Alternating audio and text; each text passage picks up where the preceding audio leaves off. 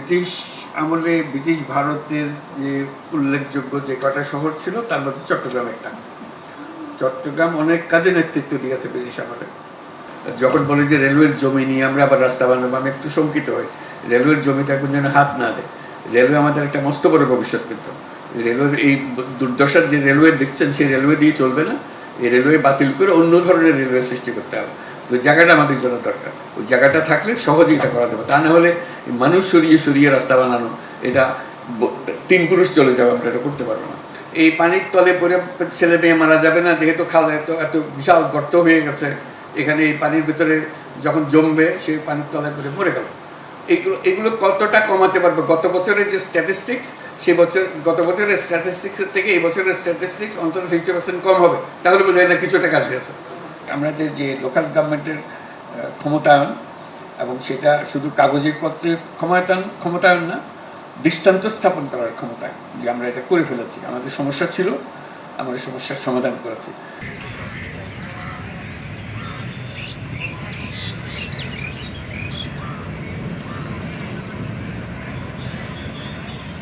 আমরা চাচ্ছি যে এইবার যেহেতু এসে গেছে সামনে, মানে এই বৃষ্টি শুরু হয়ে যাবে, যে আমরা তো অন্তত অর্ধেক বাড়ি যেগুলো আগে পানির তলায় পড়তো এবার পানির তলায় পড়বে না, যদি বলতে পারতাম এবার পত্রিকার মধ্যে প্রথম পৃষ্ঠা ছাপা হবে না আগ্রাবাদ পানির তলে চলে গেছে, এখানে রিক্সা নৌকা করে রিক্সা চলতেছে, এরকম দৃশ্য আমরা দেখবো না, তাহলে বললাম যে একটা কাজ হয়েছে।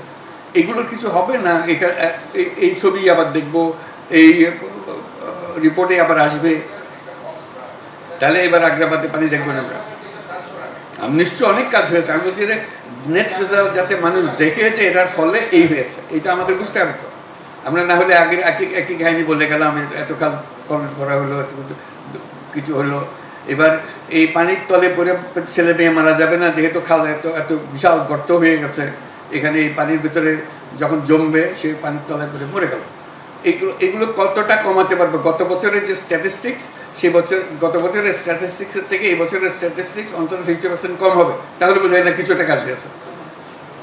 যত আইটেম আছে এবারে, এই বছর এই জলাবদ্ধতার কারণে এই ঘটনা ঘটেছিল, গতবার এত অ্যাক্সিডেন্ট হয়েছে, এত মুখ হয়েছে, স্ট্যাটিস্টিক্স আমাদের কাছে আছে। এই বছরের যখন স্ট্যাটিস্টিক্স আমরা জমা করব, সেটা তুলনাগতভাবে আমরা কি দেখবো, সেটাই আমরা এক্সপেকটেশন।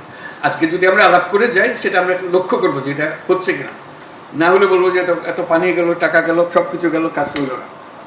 কাজ তো আমরা এই খালের দৈর্ঘ্য মাপও করবো না, গভীরতা মাপও করবো না, আমরা মাপবো মানুষের স্বস্তি কতটুকু এসছে, দুর্ভোগ কত লাঘব হলো, এটা আমাদের জানা। কিন্তু এটা দুর্ভোগ কত লাঘব হবে সেটা আসছে না।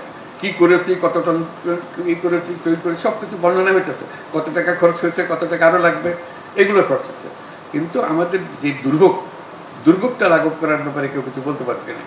তাদের প্রতি অনুরোধ হবে যে গত বছর এই মাসে, মে মাসে কি হয়েছিল জলাবদ্ধতার কারণে, যদি হয়ে থাকে একটা অগ্রিম রিপোর্ট তারা করবে। গত বছর এই মাসে এই হয়েছে, এবার আমরা মাসের শেষে প্রকাশ করবো এই বছর মে মাসে কি হলো, দেখার জন্য, কাউকে অভিযোগ করার জন্য নয়। কেউ কাউকে অভিযোগ করতেছে না, এটা আমাদের সমবেত সমস্যা, আমাদের সবাইকে মিলে এটা সমাধান করতে হবে। আমরা কোন পথে গেলে সমাধান পাবো, তাড়াতাড়ি পাবো, কোন পথে গেলে চেষ্টা করেছি ওই পথটা ঠিক রেজাল্ট দিচ্ছে না, আমাদেরকে পথ পাল্টাতে হবে, সেই জিনিসটা আলোচনা করার জন্য। এটা কাউকে অপরাধী স্থির করার জন্য এখানে আমাদের আলোচনার দরকার নেই। এটা বিভাগ যেটা করার সেটা করবে। আমরা ভুক্তভোগী হিসেবে, চট্টগ্রামবাসী হিসেবে আমরা এটার থেকে পরিত্রাণ কীভাবে পাচ্ছি, এটার পরিমাপ হবে। এবছর হয়তো আমাদের কপাল ভালো, বৃষ্টি কম, কাজে এমনিতেও শুরু গেছে, বাহবা পাবে যারা কাজ করেছে, তারা বাহবা পাবে যে হ্যাঁ এটা করেছে। তবু আর এমন হলো যে কপাল খারাপ, গত বছর অনেক বেশি বৃষ্টি হয়েছে, কাজে গত বছর আরো খারাপ হয়েছে। তো সেটাও বিবেচনায় নিতে হবে যে এটার ফলে আমরা কি পেলাম, এটা অ্যাসেসমেন্টটা করা। তার সাংবাদিকদের কাছে আমি অনুরোধ করছি, এটা চট্টগ্রাম পত্রপত্রিকা যারা আছে তারা অন্তত রিপোর্ট করবে যে এই মাসের জলাবস্থার পরিস্থিতি কি, সামনের মাসের কি, তারপরের মাসের কি, এটা একটা রেগুলার ফিচার হিসেবে দেখা, এবং কোন কাজটা বিফল হওয়ার কারণে এই জায়গাটা এই হয়েছে, এটাকে সংশোধন করতে হবে সামনের পারে। কাজে আমরা যদি পর্যবেক্ষণগুলো না দিই, একই কাজ আগের মতো হতে থাকবে। আর যারা বিশ্ববিদ্যালয়, যারা গবেষণা প্রতিষ্ঠান আছেন, তারাও এটাকে অবজার্ভ করবেন। এটা সবার সমস্যা, সবাই আমরা যেন সমাধান দিতে পারি। এখানে বিভিন্ন লেভেলের সরকার আছে, তারপর সরকারি প্রতিষ্ঠান আছে, লোকাল গভর্নমেন্টস আছে, কার কি দায়িত্ব থাকলে এটা সুসম্বন্ধিত হতে পারতো, এখানে হচ্ছে না, এরকম কিছু আসে কিনা, বা ঢাকার থেকে রাষ্ট্রীয়ভাবে যা যা করণীয় সেখানে কি কি ঘাটতি আছে, এই কারণে এগুলো যাচ্ছে না। ঘাটতিগুলো আমাদের যদি আইডেন্টিফাই করি তাহলে আমাদের জন্য সুবিধা হবে চিন্তা করতে। এটা বিভিন্ন প্রতিষ্ঠানগুলো এখানে যারা আছে, লোকাল গভর্নমেন্টস প্লাস বিভিন্ন অর্গানাইজেশনস, এমনকি বেসরকারি প্রতিষ্ঠান, তাদেরও একটা দায়িত্ব আছে। সবাই মিলে এই বিষয়টা হলো জলাবদ্ধতা, এটার পেছনে কী করলে আমরা ভালো করতে পারতাম ভবিষ্যতে, এটা একটু আমাদেরকে যদি গাইড করি তাহলে আমরা সেটা নোট করবো। না, শিক্ষা প্রতিষ্ঠান অত্যন্ত গুরুত্বপূর্ণ জিনিস। ব্যক্তিগতভাবে আমার, কারণ আমি নিজে চট্টগ্রাম মিউনিসিপ্যালিটির স্কুল সিস্টেমের ছাত্র, সেখান থেকে প্রাইমারি স্কুল পাস করছি আমি। তো কাজে আমি জানি যে এটা কত গুরুত্বপূর্ণ জিনিস। বহু ছাত্র তাদের জীবনের প্রথম ধাপ লেখাপড়ার সুযোগ পেয়েছে এই মিউনিসিপ্যাল স্কুল সিস্টেমটা থাকার কারণে। বিশেষ করে চট্টগ্রামে স্কুল সিস্টেমটা বেশ ওয়েল অর্গানাইজ ছিল সে সময়। এখন কী অবস্থায় আছে জানি না, সেটার বেনিফিটটা আমি ছাত্র হিসেবে পেয়েছি। আর যেটা বলছিলাম যে আমাদের অন্যান্য প্রতিষ্ঠান কী ভূমিকা রাখতে পারতো, কী হলে ভালো হতো, সেটাও যদি কেউ আমাদেরকে সাজেশন দেয়। যেহেতু জলাবদ্ধতা, এটা পরীক্ষার রেজাল্ট বের হবে কিছুদিনের মধ্যে, তার আগে আমরা জেনে যাই কী হবে, কী করলে আমরা ভালো করবো ভবিষ্যতের জন্য। চট্টগ্রাম এটা বাংলাদেশের অন্য আরেকটা শহরের মতো না, এটা মনে রাখতে হবে। চট্টগ্রামের স্ট্যাটাস ভিন্ন, কারণ এটা ব্রিটিশ আমলের একটা শহর, এবং ব্রিটিশ আমলে ব্রিটিশ ভারতের যে উল্লেখযোগ্য যে কটা শহর ছিল তার মধ্যে চট্টগ্রাম একটা। চট্টগ্রাম অনেক কাজে নেতৃত্ব দিয়েছে ব্রিটিশ আমলে, এবং সরকার এখানে মিউনিসিপ্যাল কর্পোরেশন ছিল, তখন মিউনিসিপ্যালিটি ছিল, তাদের কাজকর্ম এবং এখানকার স্কুল কলেজের কৃতিত্ব সব মিলিয়ে এটা গুরুত্বপূর্ণ স্থানে ছিল সেই আমলে, পাকিস্তান হওয়ার আগে। পাকিস্তান আমলেও চট্টগ্রামের এটা বিশেষ মর্যাদা ছিল, বিশেষ বৈশিষ্ট্য ছিল, তার অনেক দিকে তার সাফল্য ছিল। এখন বাংলাদেশের কনটেক্সটে সেই ঐতিহ্য হারিয়ে যায়নি, সেই ঐতিহ্য ধরে রাখা এবং আরও উপরে ওঠানো, যে বাংলা শুধু 8-10টা নগরের মতো চট্টগ্রামও চলবে এরকম আশা করা ঠিক হবে না, এবং এটা চট্টগ্রামবাসীর জন্যও ভালো হবে না এবং দেশের জন্য ভালো হবে না, কারণ তাদের যে ইতিহাস এবং তাদের যে কৃতিত্ব সেটা দেশকে নেতৃত্ব দেওয়ার জন্য অত্যন্ত গুরুত্বপূর্ণ। তো কাজেই সব ক্ষেত্রে দেশের বিভিন্ন কাজে আজকে যে জলাবদ্ধতাটা সিম্বলিক, একটা সমস্যা, এটা কেন্দ্রীয়ভাবে সমাধানের বিষয় না, এটা হলো যে স্থানীয়ভাবে সমাধানের বিষয়। আমরা যে স্থানীয় সরকারের উপরে গুরুত্বের কথা বলে এসেছি একদিন ধরে, এখন সেটা বাস্তবে কার্যকর হচ্ছে, যে কারণে আমাদের সিটি গভর্নমেন্টের কথা আমরা সজোরে বলছি যে এটা আমাদের একটা city government, it is a government. কাজে তার দায়িত্ব এবং সেটা দায়িত্ব পালন, তার ক্ষমতায়ন সব কিছু মিলে তার মূল ক্ষমতা হলো তার নগরবাসীর সম্মিলিত শক্তি হলো নগরের শক্তি। কাজে নগরবাসীকে মোবিলাইজ করে সমস্যার সমাধান করা, এবং চট্টগ্রামে যেই শক্তি আছে অন্য কোনো জেলাতে অত শক্তি নাই, জেলা শহরের কথা বলছি, এই শক্তি নেই। কাজে এখানে আমাদেরকে শুধু কাজ করতে হবে তা না, কাজে নেতৃত্ব দিতে হবে, অন্যরা যেন আমাদের দেখে অনুপ্রাণিত হয়, অনুপ্রেরণা যোগাতে হবে। কাজে সে কথা মনে রেখে আমাদের কাজগুলো করতে হবে। ওটা এই কারণে না শুধু তাদের দেখানোর জন্য করছি তা না, আমাদের অতীতকে স্মরণ রেখে যে আমরা বরাবরই এটা করে এসেছি, আমাদের সেই ক্ষমতা আছে চট্টগ্রাম নগরের মধ্যে, সেই ক্ষমতা আছে, যে ক্ষমতা আমরা ইচ্ছে করলে প্রকাশ করতে পারি এবং দৃষ্টান্ত স্থাপন করতে পারি। অনেক দৃষ্টান্ত কেন্দ্রীয় সরকারের জন্য শিক্ষণীয় হবে, যে এটা আমরা করেছি, দেখেন আমরা সারা দেশেও করতে পারেন, আমরা এটা করে দেখি, নমুনা যদি করে ফেলতে পারে তাহলে সেটা কেন্দ্রীয় সরকার অনুসরণ করে অন্যান্য জেলাকে অনুপ্রাণিত, অন্যান্য শহরগুলোকেও অনুপ্রাণিত করতে পারে। আমি সেই ভূমিকাটার কথাটা বিশেষ করে মনে করিয়ে দিচ্ছি। এখানে যে সমস্ত ইনস্টিটিউশনস আছে, যে সমস্ত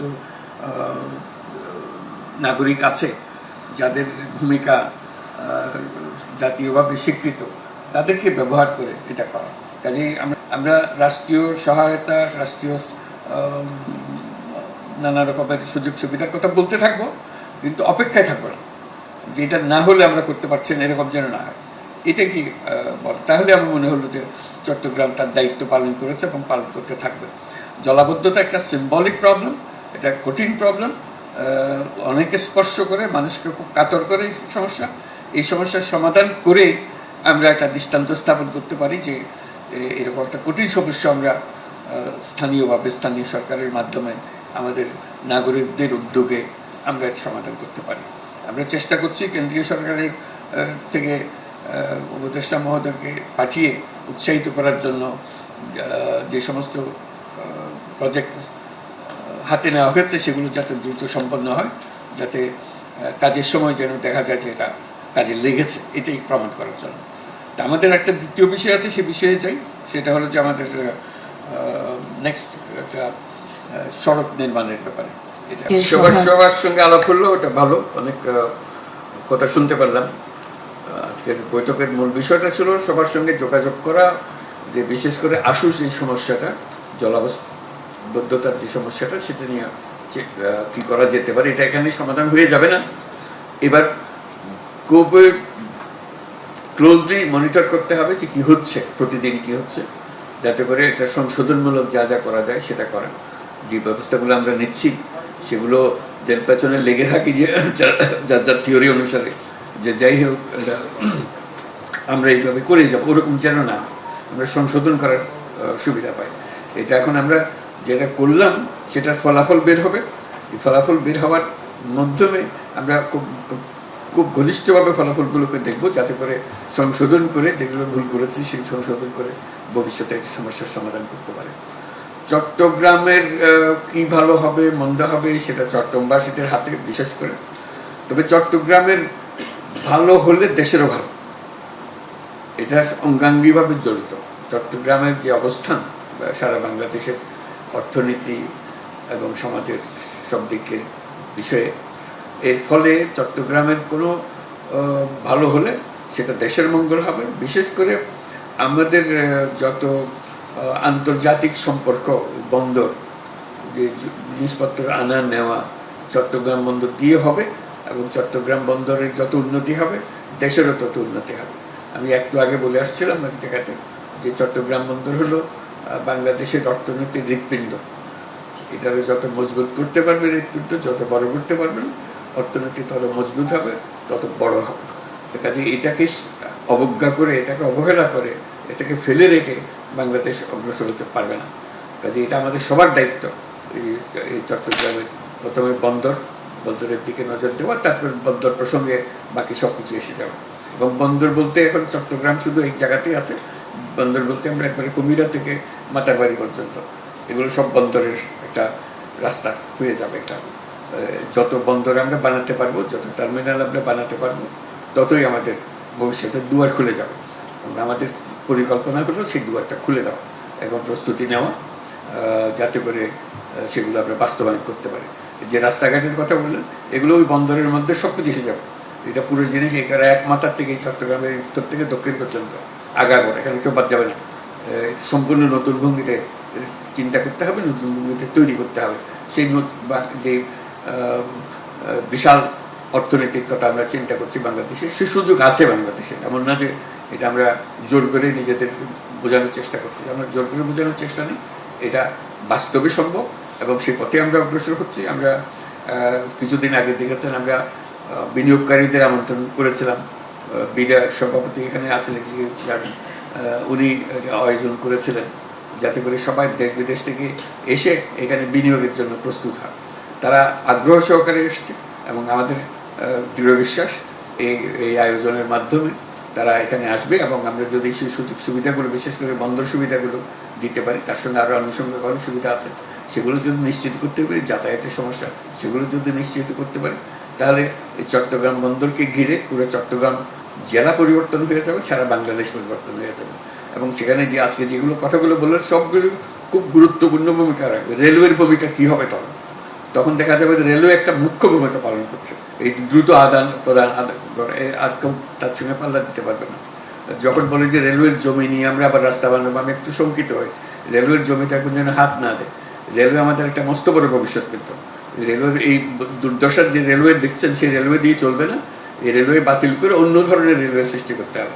তো জায়গাটা আমাদের জন্য দরকার, ওই জায়গাটা থাকলে সহজেই এটা করা যাবে। তা না হলে মানুষ সরিয়ে সরিয়ে রাস্তা বানানো, এটা 3 পুরুষ চলে যাবে, আমরা এটা করতে পারবো না। কাজে রেলওয়ের জমিটাকে রক্ষা করা এবং ভবিষ্যতে এই জমিতে কি কি করা সম্ভব দ্রুত যাতায়াতের জন্য, অন্য কিছুর জন্য না। যে যত দ্রুত যাতায়াত করা যাবে, মালপত্র আনা নেওয়া করা যাবে, তত দ্রুত অবস্থার পরিবর্তন হবে। কিন্তু আমাদের কথাগুলো খুব আমরা মনোযোগ দিয়ে শুনলাম, এগুলো কীভাবে কাজে লাগাবো সেটা দেবো। কিন্তু আবারও বলে রাখি, চট্টগ্রামের ভূমিকা একটা বিশেষ ভূমিকা, অনন্য ভূমিকা। কাজে সেই ভূমিকা যেন আপনারা নিজেরা নির্মাণ করতে পারেন, যাতে করে দেশের মানুষও মনোযোগ দেয় এবং আপনাদেরও তুষ্টি হয়, আনন্দ হয় যে আমরা একটা পথ দেখাতে পেরেছি সবার জন্য। সবাই আগ্রহ করে তাকিয়ে আছে আমাদের দিকে, আমরা সেই পথ প্রদর্শনীতে ভূমিকা পালন করতে পেরেছি। আজকে সবার সঙ্গে আলাপ করে খুব খুশি হলাম। ভবিষ্যতে আশা করি আবারও দেখা হবে। এখানেই বিদায় নিচ্ছি সবার কাছ থেকে। আসসালামু আলাইকুম।